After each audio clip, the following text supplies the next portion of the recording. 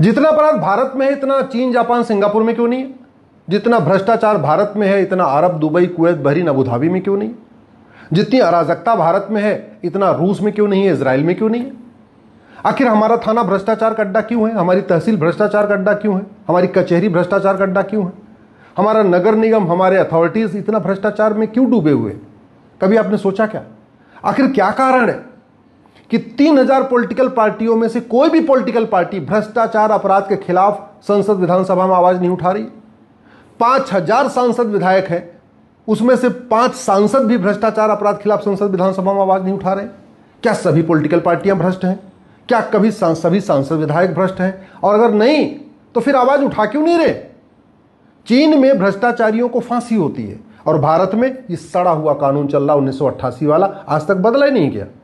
चीन में बेनामी लेन देन पे आजीवन कारावास की सजा है और हमारा सड़ा हुआ कानून है, किसी को 5 साल की सजा नहीं हुई।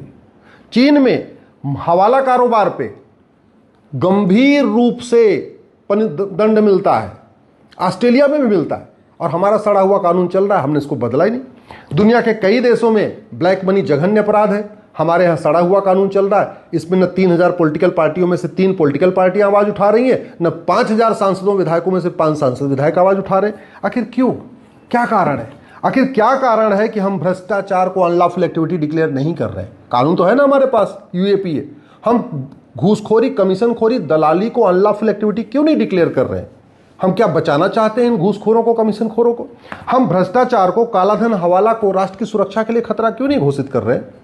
कानून तो है हमारे पास, भारतीय न्याय संहिता, इसमें सेक्शन 111 है ऑर्गेनाइज क्राइम। हम कालाधन, हवाला, भ्रष्टाचार को ऑर्गेनाइज क्राइम क्यों नहीं डिक्लेयर कर रहे? आतंकवाद से साल भर में 1000 लोग मरते हैं और भ्रष्टाचार के कारण साल में 2 लाख लोगों की अकाल मौत होती है। यानी आतंकवाद से बड़ा खतरा है भ्रष्टाचार। आतंकवाद से निपटने के लिए एक्ट ऑफ टेररिज्म है, सेक्शन 113। हम कालाधन, हवाला, भ्रष्टाचार को एक्ट ऑफ टेररिज्म क्यों नहीं डिक्लेयर कर रहे? हम कालाधन, हवाला, भ्रष्टाचार को वेजिंग वॉर क्यों नहीं डिक्लेयर कर रहे? हम कालाधन, हवाला, भ्रष्टाचार को अपनी संप्रभुता के लिए खतरा क्यों नहीं घोषित कर रहे? हमें कालाधन, हवाला, भ्रष्टाचार करने वालों की मानवाधिकार कितनी चिंता क्यों है? हम क्यों नहीं इस कानून में कह रहे हैं कि भैया जिसके पास कालाधन होगा, बेनामी संपत्ति होगी, ऐसरिक संपत्ति होगी, जो घूसखोरी, कमीशनखोरी करेगा, उसका narco polygraph brain mapping test किया जाए? 99% तो भारत में लोग ईमानदार हैं ना, तो क्या भारत में जो 99% ईमानदार हैं इनकी चिंता पॉलिटिकल पार्टियों को नहीं है? 99% ईमानदारों की चिंता सांसदों, विधायकों को नहीं है? ये जो 5000 सांसद विधायक हैं उनको केवल 1% बेईमानों की चिंता है, 1% अपराधियों की चिंता है। ये जो 3000 पॉलिटिकल पार्टियां हैं, क्या इनको केवल भ्रष्टाचारियों, बेईमानों की चिंता है, ईमानदारों की चिंता नहीं है? क्या ये पॉलिटिकल पार्टियां जो 3000 हैं, 5000 सांसद विधायक हैं, ये सुरक्षित भारत के ऊपर आवाज कर रहे हैं क्या? आखिर हमने सिटीजनशिप एक्ट तो बना रखा है, क्यों नहीं हम इसको बदल देते कि काला धन, बेनामी संपत्ति, ऐसी संपत्ति मिलेगी, उसकी सिटीजनशिप खत्म कर दिया है? किसने रोका हुआ है? नियम कानून बदलने से, बनाने से किसने रोका है? अगर पेपर लीक की जांच 2 महीने में हो सकती है तो काला धन, हवाला, भ्रष्टाचार की जांच भी 2 महीने में हो सकती है। अगर पेपर लीक के मुकदमों का फैसला 3 महीने में हो सकता है तो काला धन, हवाला, भ्रष्टाचार के मुकदमों का फैसला भी 3 महीने में हो सकता है। कभी आपने सोचा कि इस देश में अराजकता कैसे फैली हुई है और हर डिपार्टमेंट, हर विभाग भ्रष्टाचार का अड्डा बना हुआ है?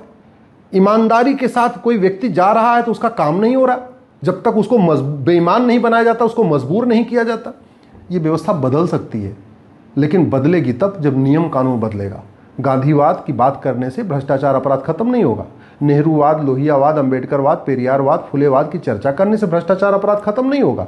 चीन, जापान, सिंगापुर में जहां भ्रष्टाचार अपराध कम है वहां बतौलेबाजी नहीं होती, वहां भाषणबाजी नहीं होती, वहां तू चोर मैं सिपाही नहीं होता, वहां नियम कानून सिस्टम बदला गया। और एक बात मैं फिर से पूछ रहा हूं, जस्टिस विद इन ईयर के ऊपर चर्चा क्यों नहीं हो रही है? हम भ्रष्टाचारियों की 100% प्रॉपर्टी जब्त करने, नागरिकता खत्म करने और साल भर के अंदर इनको आजीवन कारावास, फांसी देने के लिए कानून क्यों नहीं बना रहे? चीन में तो है, हम क्यों नहीं बना रहे?